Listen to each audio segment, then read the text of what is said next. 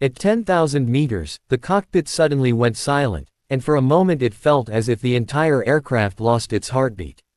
The hum of the engines continued, the cabin lights stayed on, but something deeper shifted, an uneasy tension, a quietness that didn't belong in a machine carrying hundreds of people across the sky. The passengers didn't notice it at first. They were lost in their own worlds, some sleeping, some watching movies, some fidgeting with seatbelts or scrolling through their phones. But in the front of the plane, near the cockpit door, time had already begun to stretch into uncertainty. The flight attendant, Maria, was making her normal rounds when she noticed something wrong. She knocked gently on the cockpit door, expecting the routine friendly response from the pilot or co-pilot. But nothing came back. She knocked again, harder this time, just in case they were busy with radio communication or turbulence procedures. Silence. She pressed her ear against the door, listening for the familiar sounds, buttons clicking, papers rustling, the soft murmur of conversation, but the quiet inside was unnerving. She felt a cold chill crawl up her spine. Pilots never stayed silent like this. Never. She walked quickly toward the forward intercom, her heart beating faster than normal. The plane remained steady, its autopilot maintaining altitude, but Maria, who had flown for 7 years, knew something was off. A strange instinct, the kind that only comes with thousands of hours in the air, whispered that this silence was not just unusual, it was dangerous. She picked up the handset and called the cockpit directly. The ringing tone buzzed weakly for several seconds, and then stopped. No answer. She tried again. Still nothing. At the back of the cabin, a baby cried, and a couple argued softly about a misplaced passport. A teenager dropped his soda, causing ice cubes to roll beneath several seats. These normal sounds should have grounded her, should have made her feel that everything was just another typical flight. But the silence behind that cockpit door was louder than everything else. Maria turned to the other flight attendant, Jacob, who immediately recognized the look in her eyes. It wasn't confusion. It was fear. "They're not answering," she said, her voice barely above a whisper. Jacob frowned, trying to stay calm. "Maybe they're busy." "They're never this busy," she replied. Jacob walked to the cockpit himself and knocked firmly. 3 times. Each knock echoed through the front cabin. A few passengers glanced up, sensing the tension but not understanding it. When no response came, Jacob tried the emergency intercom. Still nothing. A heaviness settled over both of them. Something was definitely wrong. They attempted the emergency cockpit access code, a procedure meant only for extreme situations. The system initiated, flashing a yellow light that indicated the pilots had 30 seconds to deny entry. If they didn't, the door would unlock automatically. Maria prayed for one of them to stop the process from inside, to press the denial button and shout, "Everything is fine." But the seconds ticked down slowly, painfully, and no one inside moved. 10 seconds left. 5, 0. The door mechanism clicked, unlocking with a soft but heavy metallic sound. Maria pushed it open, and the moment she saw the inside of the cockpit, her breath caught in her throat. The captain sat slumped in his seat, his head tilted unnaturally to one side, eyes half open but unresponsive. His headset dangled loosely around his neck. The co-pilot lay against the side panel, motionless, his hand still resting near the throttle controls. Both were breathing, but faintly, shallowly, like they were drifting in and out of consciousness. Warning. Lights blinked on the control panel. Altitude was stable, but the aircraft had begun to drift slightly off its programmed course. Maria felt dizzy for a moment. Her mind refused to accept what she was seeing. Pilots collapsing mid-flight was something that happened only in movies or in rare accident reports she never wanted to read. "Are they alive?" Jacob whispered, his voice trembling. "Yes, barely," Maria said. "But they're not waking up." Jacob reached for the captain, shaking his shoulder gently. No response. He tried the co-pilot. Nothing. Maria grabbed the radio microphone. "Mayday, mayday, mayday. This is Flight 394, we have an emergency. Both pilots are unconscious. Request immediate guidance." She waited, but there was no reply. She tried again. Static. The radio wasn't fully dead, but the signal was weak, fading in and out as if the aircraft were flying into a zone of interference. She switched frequencies. A crackling voice finally came through, but it was too distorted to understand.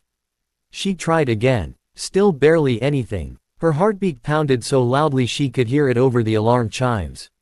"What do we do?" Jacob asked, his voice cracking. He was usually calm, even during turbulence or medical emergencies. But this was beyond anything he had ever been trained for. Maria looked at the controls, at the countless buttons, screens, levers, all the complex machinery that kept a plane in the sky. She had seen the cockpit countless times, but she never imagined she might have to sit in one of those seats.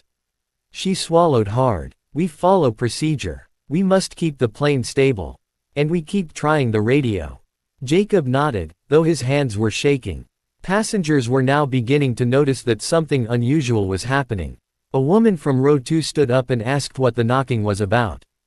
A man from row 3 approached the curtain separating the galley from the cabin, curiosity turning into concern.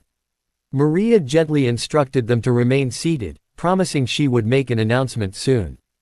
Inside, panic clawed at her chest, but she forced herself to breathe deeply. She thought about her training, about the simulator sessions where they practiced emergency procedures, but none of them involved flying the plane. Flight attendants were meant to reassure passengers, handle medical issues, assist during turbulence, and evacuate the aircraft on the ground if necessary. They weren't meant to fly. But there was no one else. The plane was cruising at 10,000 meters, and autopilot was doing its job for now. But autopilot could not land a plane in every situation, and certainly not without supervision. They needed a pilot, and they didn't have one. Maria took the captain's seat, every muscle in her body tense. Jacob stayed beside her, reading out loud whatever information he could find in the emergency manual. Maria tried the radio again, and this time she heard a faint voice. "Flight 394, do you copy?" "Yes," Maria shouted, nearly crying in relief. "This is Flight Attendant Maria Santos.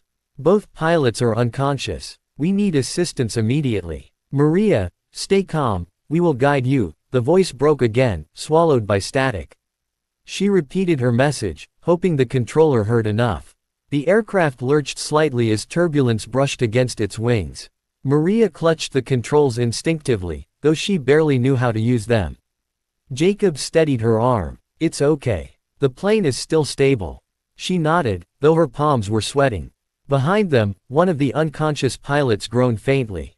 Maria rushed to check his pulse again. It was weak but steady. Something had made them both collapse, maybe a sudden loss of oxygen, maybe a medical issue. But the cockpit pressure seemed normal. Nothing obvious explained it. She returned to the controls. The slight drift had turned into a slow descent, barely noticeable at first but becoming more alarming by the minute. The autopilot warning light blinked, indicating the system was struggling.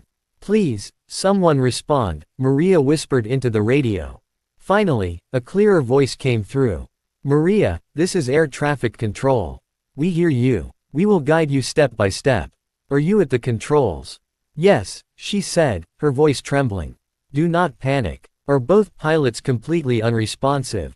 "They're unconscious but breathing." "Understood. We are notifying medical teams and preparing emergency protocol. For now, we must keep your aircraft stable.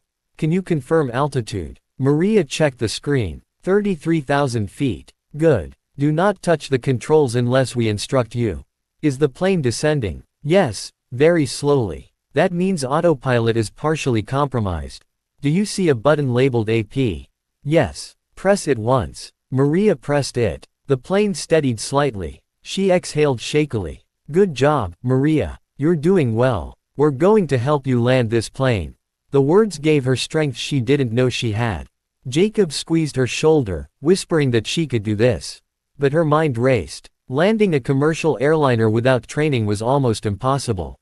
But she didn't have the luxury of fear right now, not when hundreds of lives depended on her. She made an announcement to the passengers, her voice as steady as she could make it. She told them the pilots were unwell but stable, and that she was in communication with air traffic control. A wave of gasps, murmurs, and fearful whispers filled the cabin. A woman began to cry. A man prayed softly under his breath. But they listened to her instructions, and that gave her hope. Back in the cockpit, she followed ATC's commands carefully. Small adjustments at first, slight course corrections, monitoring altitude, checking fuel levels. Every instruction felt like walking blindfolded through a maze, but she followed every word. Minutes felt like hours. The aircraft gradually approached controlled airspace. The radio signal became stronger. ATC guided her toward the nearest airport. Maria's hands were numb, her throat dry, but she kept going. The clouds ahead thickened. Turbulence shook the plane again. Passengers screamed. Maria tightened her grip on the controls, trying not to lose focus. "Maria, listen to me," the controller said. "We are lining you up for descent. I will guide you all the way. You are not alone." She blinked back tears. Descent began. The runway was still invisible, hidden behind miles of clouds. Instruments beeped urgently. The plane dipped, rose, then dipped again. Maria steadied it as best she could. When the plane finally burst through the clouds, she saw the lights of the runway stretching out like a lifeline through the darkness. Her heart almost stopped. She lowered the landing gear. The plane dropped fast, too fast, alarms blaring. She fought the controls, pulling gently, just as the controller instructed. The runway rushed toward them. The wheels hit the ground hard, bouncing once, twice. The cabin lurched violently. Sparks flew from the left landing gear. Maria held on, refusing to let go. The plane skidded, veering slightly, but she corrected it, keeping it on the runway. Finally, after what felt like a lifetime, the aircraft slowed, rolling to a trembling stop on the asphalt. Silence filled the cabin, then cries, then applause, then the sound of 100 people realizing they had survived something impossible. Maria leaned back, tears streaming down her face. Exhausted, shaking, and a flight attendant, she had done what she never believed. They were losing altitude fast. She had landed the plane. She thought it was turbulence, the kind that rattled glasses and made passengers tighten their seatbelts. But this wasn't that. The plane wasn't shaking, it was sinking. A subtle but unmistakable drop, like an elevator whose cables had suddenly gone loose. She felt it in her stomach, in her ears, and in the look exchanged by the crew members standing near the galley. Something in the aircraft's rhythm had changed. Emma rushed to the cockpit door, her heart thundering as she pressed her hand against the cold surface. She knocked sharply, 3 times in quick succession, expecting the co-pilot to answer immediately, as he always did when the crew needed communication updates. Silence greeted her, a quiet so thick it pressed against her chest. She knocked again. Still nothing. Behind her, the cabin lights were calm, engines humming steadily, passengers unaware that the air around them had shifted. But Emma could feel it. She had worked in the skies long enough to know when something was wrong, and she could practically taste the dread forming at the back of her throat. She called the cockpit through the internal intercom. No response. She called again, her voice now edged with panic. Nothing. A sinking sensation twisted inside her stomach as she exchanged a frightened look with Liam, another flight attendant. The two of them had handled emergencies before, passengers fainting, a smoking oven, a fight in row 14, but this felt different. More dangerous. More final. "We're dropping altitude," Emma whispered, looking at the digital readout behind the galley door. "Slow but steady." "What do we do?" Liam asked, voice trembling. Emma took a deep breath. She knew protocol. She had been trained for scenarios she hoped would never happen. But no training ever prepared her mind for the realization that the people flying the plane, the only people truly capable of saving them, might be incapacitated. "We try emergency access," she said.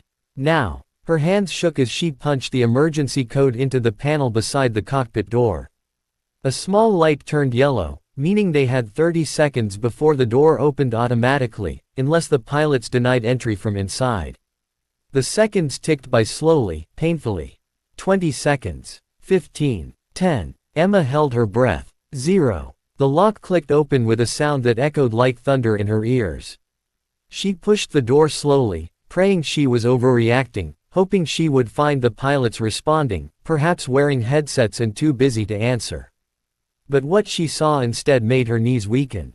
The co-pilot slumped over the control panel, his headset half hanging off, a red warning light blinking beside him. His chest rose and fell with shallow breaths. The captain wasn't in his seat at all, but lying unconscious against the wall, his hand loosely gripping the armrest as though he had collapsed mid-motion. Emma gasped, covering her mouth with one hand. She stepped closer, her brain refusing to process the scene. She shook the co-pilot gently. No reaction. His skin felt cool, clammy. She turned to the captain and shook him too, harder. Still nothing. What happened to them? Liam whispered from behind her. I don't know, Emma breathed, panic constricting her throat. She checked the oxygen masks inside the cockpit. They were still sealed. Pressure levels looked normal. Nothing looked tampered with. It made no sense. She scanned the control panel. Even without training, she could tell one thing: the plane wasn't maintaining its original altitude. It was drifting downward, slowly but definitely. Emma grabbed the radio microphone, her hands trembling. Mayday, mayday, mayday. This is Flight 782. The captain and co-pilot are unconscious. We are losing altitude. Request immediate assistance. Static. She repeated the call, raising her voice, but again the response was broken by interference. She switched frequencies. A faint reply crackled through the speakers, but it was too distorted to understand. Her pulse raced. At any moment, passengers would start noticing. Some already sensed something was off. One of the babies in row 5 was crying non-stop, as though feeling the tension in the air. A man in row 2 kept glancing out the window, frowning at the strange tilt of the aircraft. A woman clutched her armrest, her knuckles turning white. Emma grabbed the pilot's chair and eased herself into it. The controls in front of her were alien. Rows of switches, screens full of symbols she didn't recognize, buttons she was afraid to touch. She knew one mistake, one wrong press, could make everything worse. Liam hovered behind her, breathing hard. Emma, are you going to fly the plane? Her throat tightened. I don't have a choice. But you don't know how. I'll learn. They'll guide us. They're barely answering. Then keep trying. Emma focused on the basic indicators she could understand. Altitude decreasing. Speed fluctuating slightly. The autopilot was on, but something was interfering with it. Maybe the plane had been set incorrectly or had entered turbulence pockets. Maybe something had gone wrong inside the system. She didn't know. But she knew this: they couldn't keep losing altitude. She pressed the autopilot reset button, one she had seen pilots use during training tours. The plane steadied a little, but not completely. Another warning beep filled the cockpit, making her flinch. The radio crackled again. Flight 782, do you copy? Came a distant voice. Yes. Emma nearly shouted. This is Flight Attendant Emma Carter.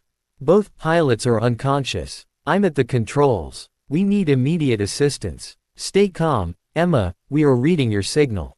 You are not alone. We will guide you. Relief washed over her, but only for a moment. Because next came the part that terrified her the most.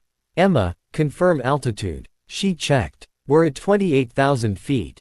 Descending. Do not touch anything except what we instruct. We will stabilize your descent. Emma nodded, even though they couldn't see her. Her fingers hovered uselessly above the controls. Behind her, the captain groaned faintly. Emma spun around, hope flashing inside her, but his eyelids fluttered without opening fully. He lifted a trembling hand but couldn't push himself up. His lips moved weakly, but no sound came out. Emma knelt beside him. Captain, can you hear me? You need to wake up. Please. His head tipped back, unconscious again. Emma wanted to scream. She wanted to cry. But she swallowed it all down. Hundreds of lives were depending on her ability to stay calm. She returned to the seat. Emma, we are going to take you step by step, the radio voice instructed. Right now, you need to keep the aircraft level. How do I do that? She could hear her own voice shaking. Place your right hand on the yoke. Gently. Do not pull, do not push. Just steady it. Emma rested her hand lightly on the controls. The plane trembled. She felt the weight of the machine, the force of air resistance, the slight drift pulling to the left. You're doing good, Emma, the controller said. We're lining you up for assistance. Tell me the status of your co-pilot.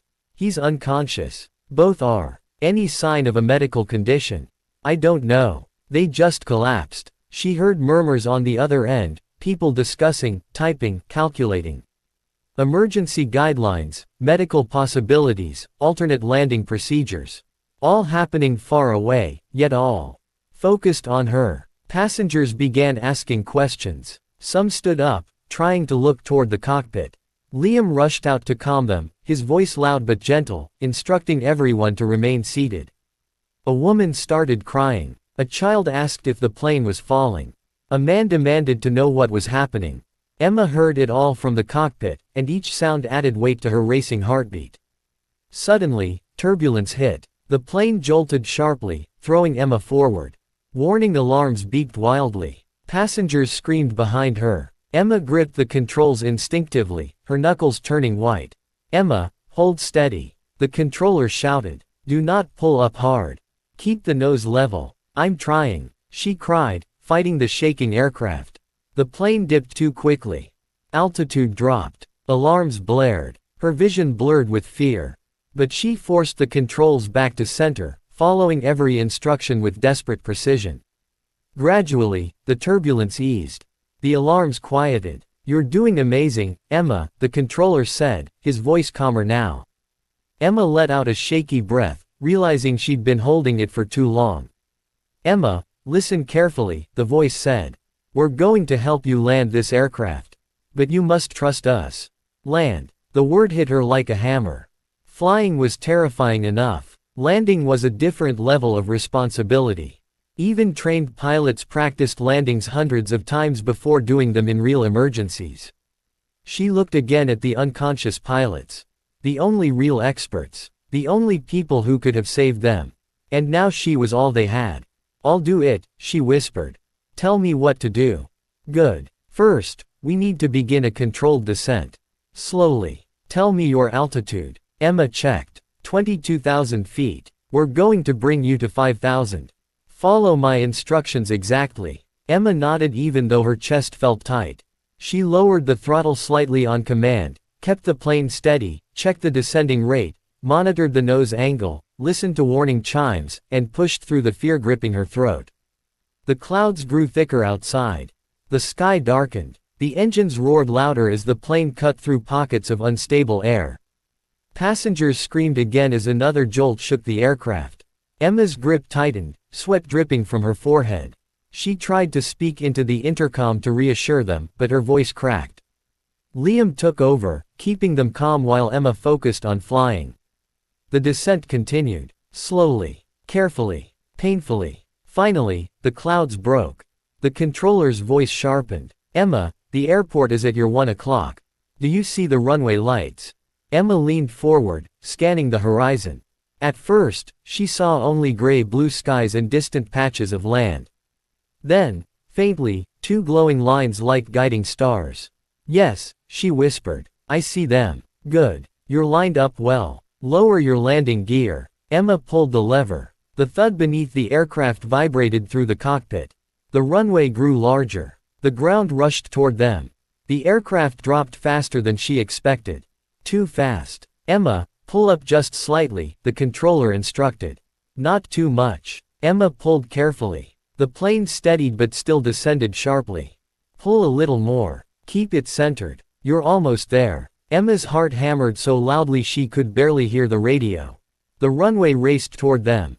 Too fast. Too close. "Emma, flare the nose. Gently. Now." She pulled. The wheels slammed onto the runway, the entire aircraft jolting with an impact that shot pain through her arms.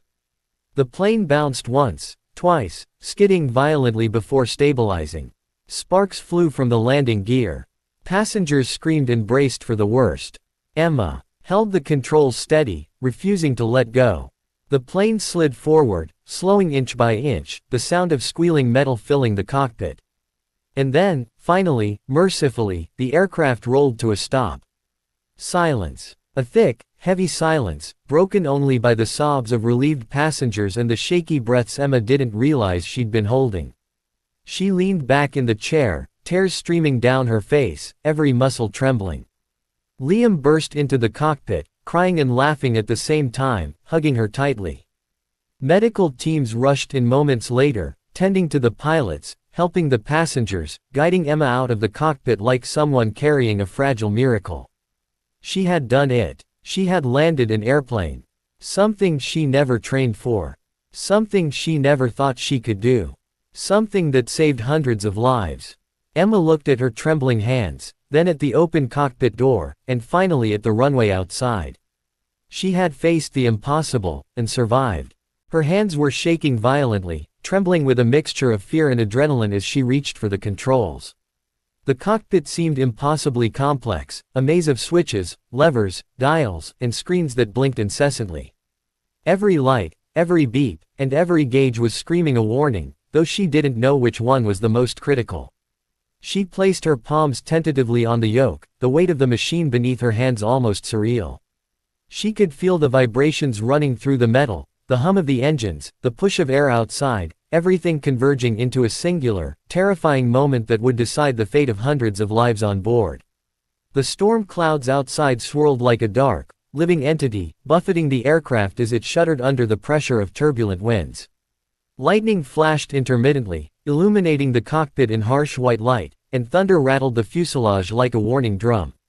Rain lashed against the windows with furious intensity, creating a constant staccato that filled the space with an almost deafening roar. Emma gritted her teeth, her knuckles white as she tightened her grip on the controls, trying to absorb the feedback from the plane and force it to respond to her touch. The radio crackled suddenly, snapping her attention toward it. "Emma, listen carefully. You need to stay calm. We will guide you step by step. Do not make any sudden movements. Keep the yoke steady. The aircraft must remain level," came the voice of air traffic control. It was calm, authoritative, yet urgent, each word carrying a weight that made her feel both grounded and more terrified at the same time. "Yes, I understand," she stammered into the microphone, her voice quivering. "I'll do exactly as you say." She glanced at the instrument panel, trying to comprehend the readings, the numbers, the flashing lights, all telling her simultaneously that the plane was off balance, descending too fast, drifting slightly to the left, and still accelerating beyond what she thought was safe. Her training as a flight attendant had never included operating a full-sized aircraft in storm conditions, but the simulation exercises from her onboarding courses came back faintly in her mind. She remembered them now, like fragments of a dream she had long forgotten, guiding her hands as they hovered over switches she barely recognized. The plane shuddered again, this time violently. A sudden gust of wind rocked the wings, throwing the aircraft off its already precarious course. Alarms blared incessantly, warning her of altitude deviation, autopilot disengagement, and excessive banking.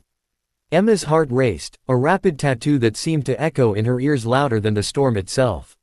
She felt sweat rolling down her temples, mingling with the tears she didn't realize had begun to fall.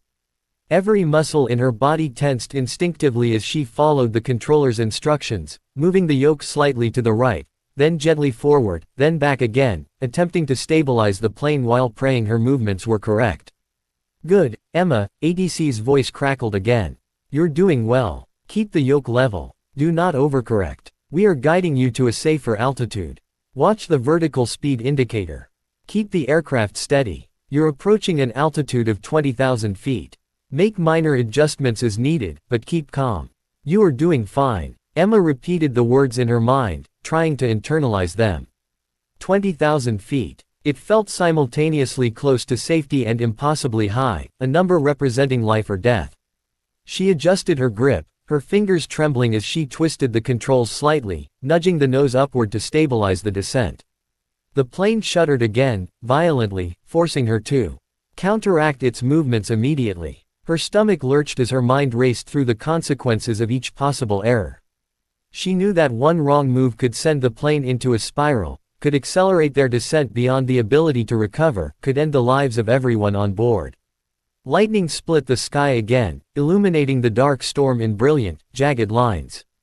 Emma's eyes were drawn to the flashes outside the cockpit, and for a terrifying second, she feared she might lose her orientation. She quickly forced herself to focus on the instruments, ignoring the panic rising in her chest.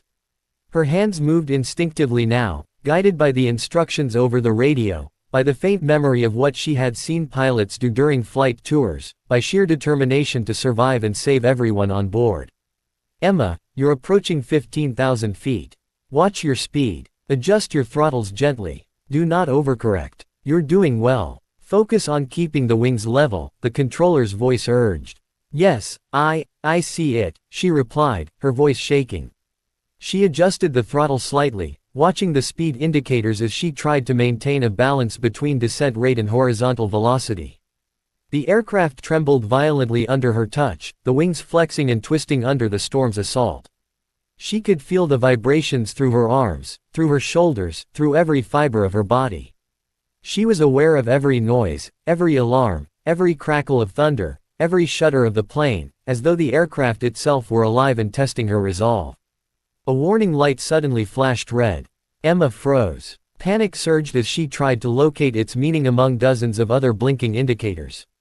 She fumbled with the buttons, unsure if she should press it or leave it alone. Then the voice of ATC broke through her rising terror. Emma, do not press any other controls. Keep the yoke steady. Focus only on the horizon and your instruments. You are doing exactly as you should.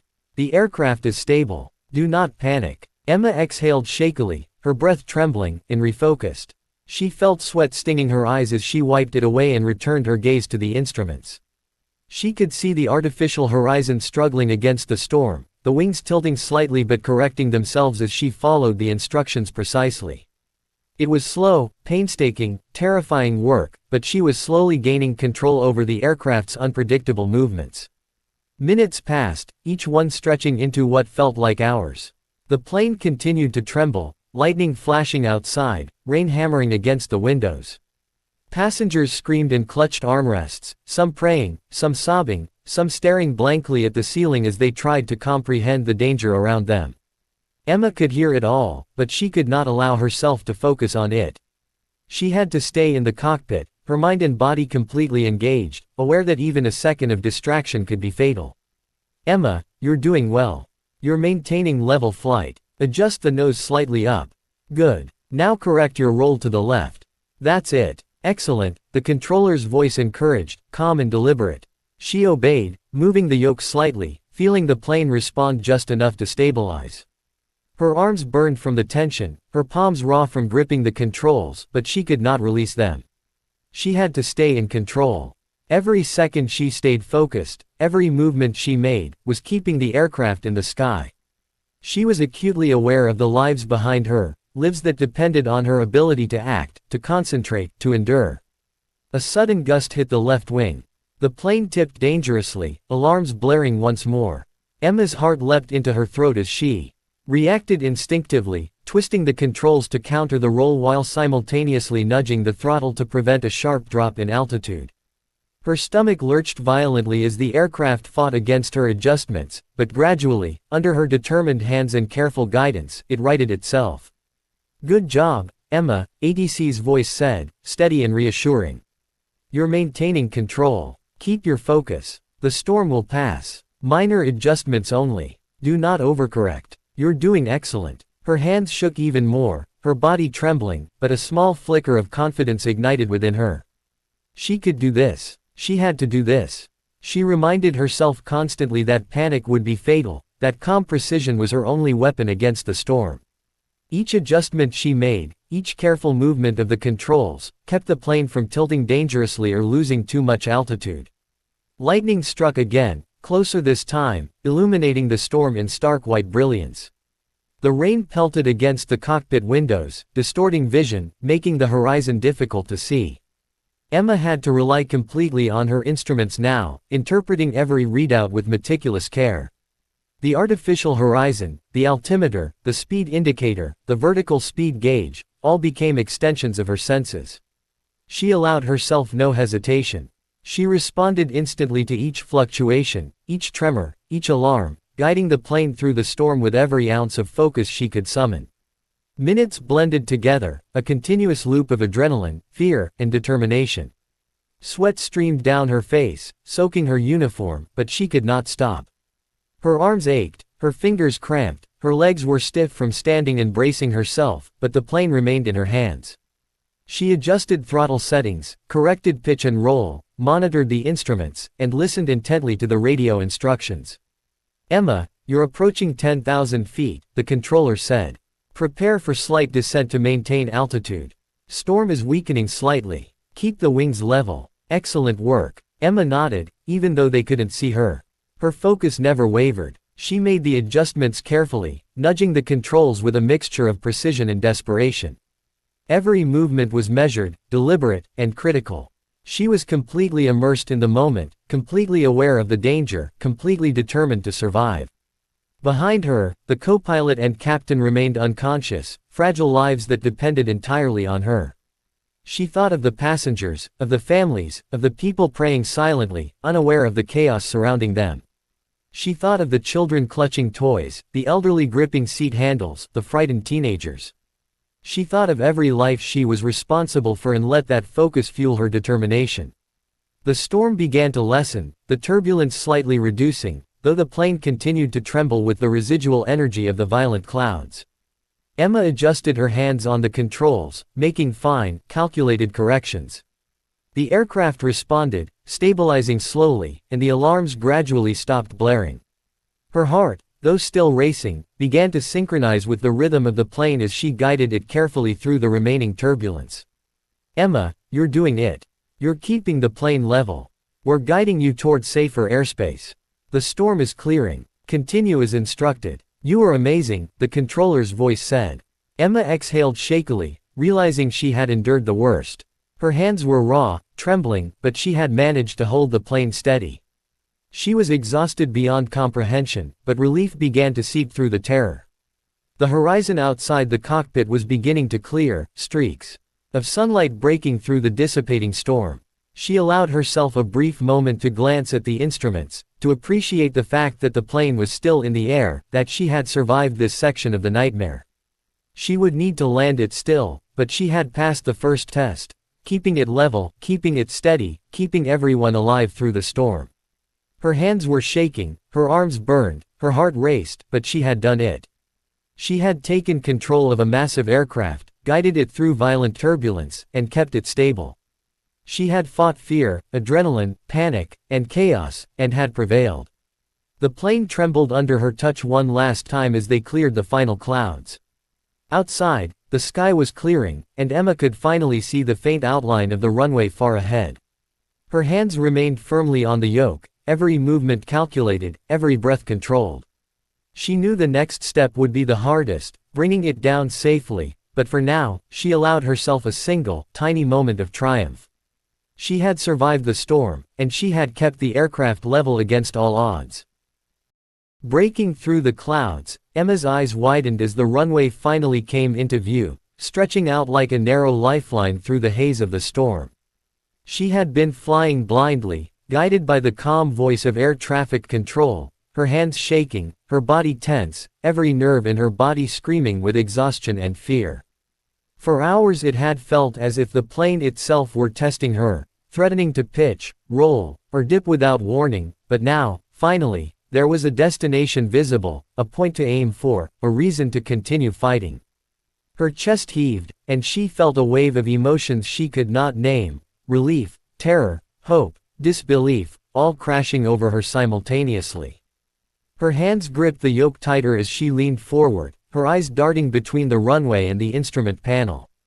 The landing gear lever loomed before her like a small but critical piece of salvation. She remembered the controller's instructions clearly: confirm altitude, reduce speed gradually, extend the landing gear slowly. One wrong move and the landing would turn into a disaster. Her palms were slick with sweat, and her fingers trembled uncontrollably, but she forced herself to concentrate, repeating the procedure silently to herself as if saying it aloud would anchor her sanity. She pulled the lever gently, feeling the mechanisms engage beneath her hands. There was a subtle vibration, a low hum, as the landing gear extended, and she watched the indicators on the panel light up, confirming that the wheels were now locked in position, ready to meet the ground. The plane lurched slightly as the wind buffeted the wings, and Emma instinctively adjusted the yoke to compensate for the turbulence. The runway seemed impossibly far, despite her knowledge that it was only a few miles ahead, and every second felt stretched into eternity. Lightning flashed once more in the distance, illuminating the wet tarmac, and for a moment, Emma thought she could see the reflections of the runway lights in the rain. She focused on those lights, guiding the plane's trajectory carefully, feeling the feedback through the yoke, sensing the subtle shifts in weight and air pressure, attempting to correct them without overreacting. Air traffic control's voice came through the radio again, calm but urgent. "Emma, keep your hands steady. Maintain the descent rate. Do not rush. The runway is aligned. You're doing well. Slightly adjust your heading to the left. Excellent. Now keep your speed under control. Flaps at 30 degrees. Confirm." Emma's voice was barely audible, quivering from fatigue and terror. "Flaps, 30 degrees. Heading adjusted. Maintaining speed." The plane responded sluggishly to her inputs, the controls heavy and uncooperative as though testing her resolve further. Her arms ached from the tension, every muscle screaming from strain. Her knuckles were white, and her nails dug into the yoke. She could feel her heart pounding so loudly it almost drowned out the roar of the engines and the storm around her. Behind her, the co-pilot and captain remained unconscious, fragile lives relying entirely on her ability to complete this impossible task. Every life on board was a weight pressing down on her shoulders, but she refused to let it crush her. She reminded herself that panic was the enemy, that clarity, focus, and precision were her only allies in this critical moment. The plane trembled violently as a sudden gust of wind hit the left wing, forcing it to dip dangerously. Alarms blared, warning of a potential stall, and Emma's stomach dropped as she reacted instinctively, pulling the yoke slightly back and nudging the throttle to maintain speed. The aircraft shuddered but did not lose control, responding just enough to her input. The runway grew closer, the lights now brighter, more defined through the dispersing rain and thinning clouds. She could see the wet asphalt gleaming in the dim light, a narrow ribbon leading to safety. "Emma, flaps confirmed. Maintain glide slope. Slight correction to the right. You are on target. Do not overcorrect. Excellent. Reduce speed gradually as you approach the runway threshold," ATC instructed, their voice steady, reassuring, guiding her step by step. She followed each instruction meticulously, adjusting throttle, flaps, and yoke with precise movements. Her hands shook, her arms burned, and her vision was narrow, tunnel-like, focused entirely on the instruments and the runway ahead. Behind her, the cabin erupted with muffled sounds of fear and prayer, passengers clinging to their seats, eyes wide, some sobbing, some whispering prayers, some silent with terror. She could hear every heartbeat in the cabin, every anxious breath, every child's quiet whimper, and it fueled her determination. The plane descended steadily, approaching the critical final 100 feet, the threshold of the runway rushing toward them. Emma felt a surge of fear unlike anything she had ever known. One miscalculation, one overcorrection, and the plane could skid off the tarmac, crash violently, or flip. The engines roared as the ground approached rapidly, and her hands, though trembling, remained firm on the yoke. "Emma, flare at 300 feet, the controller instructed. Slowly, gently. Do not rush. Line up with the runway centerline. You're doing exceptionally well. Trust yourself." She exhaled, a shaky breath, and pushed the yoke slightly back, raising the nose of the plane just enough to reduce the descent rate. The main wheels kissed the runway first, a hard, jarring impact that sent vibrations through the entire fuselage. Sparks flew from the friction as the aircraft skidded slightly, but Emma held firm, adjusting the yoke minutely to keep the plane aligned. The nose wheel touched down shortly afterward, bouncing lightly, and she fought the urge to panic as the plane rolled forward. The runway lights blurred past as the aircraft decelerated, the brakes screeching against the wet asphalt. Emma's arms ached unbearably, her shoulders trembling, her heart racing faster than ever.